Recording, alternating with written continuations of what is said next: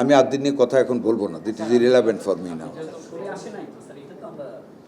আমি এখন পর্যন্ত সরে আসিনি, but it's a country, it's a country. আপনারা একটা কথা বলে আদিন সম্বন্ধে বারবার প্রশ্ন করেন, 6টা বেবি মারা গেছে, আপনারা বলেন যদি আমরা কিছু না করতাম আপনারা কি বলতেন? আপনাদেরকেও তো আক্রমণ করেছে। আমরা 6 জন মানুষ মারা যাওয়ার পরে, আমি বলি 6 জন মানুষ মারা যাওয়ার পরে আমরা অ্যাকশনে গিয়েছি। যেই কারণে আমরা অ্যাকশনে গিয়েছি, দে আর মানে rebuilding the structure, they have removed the কিনা বেকারি রিমোট, আইসিইউ ইউনিটের দরজা জানলা ভাঙ্গা টাঙ্গা এগুলো পাঠাইতেছে আমাদের ভিডিও।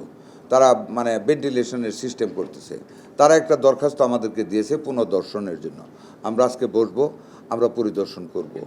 পরিদর্শন করে যদি আমরা ফিজিবল মনে করি, the government might take a decision, any kind of decision government might take. তারা এড়াতে পারে না। দেয়ার ইজ একটা মামলা ওই পক্ষ থেকে করেছে, ওদেরকে কিছু টাকা দিয়েছে। This people 6 people will came to me, তারা কিছু টাকা, ভালো একটা টাকা পেয়েছে। আরও যেটা কমিটেড ছিল ওইটা দেয় নাই, আমাকে বলছে বলার জন্য। বলছি না, আমি বলবো না এথিক্যালি, আপনারা গিয়ে চাপ দেন। এটা আজকে 10 দিন আগে হয়তো বা তারা টাকা দিয়েছে, আমি জানি না। বাট যেটা মামলা করেছে, মামলার দায়িত্বটা তো ওদের। আমরা তো মামলা করতে পারি না, আমরা তো মার্ডারের মামলা করতে পারি না। মায়েরা মামলা দেয় নাই, অপারেশন করতে, পোস্টমর্টম করতে দেয় নাই। হ্যাঁ, এরপরে মামলা করেছে। আর মামলায় কী হবে এটা আইন জানে, জজ কোর্ট জানবে।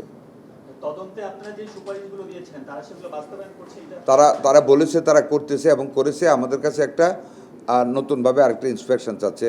হোপফুলি আমাদের একটা টিম ইন্সপেকশন করতে যেতেও পারে। আমরা কোনো সময় দিই নাই, আমরা যেতেও পারি। Thank you very much.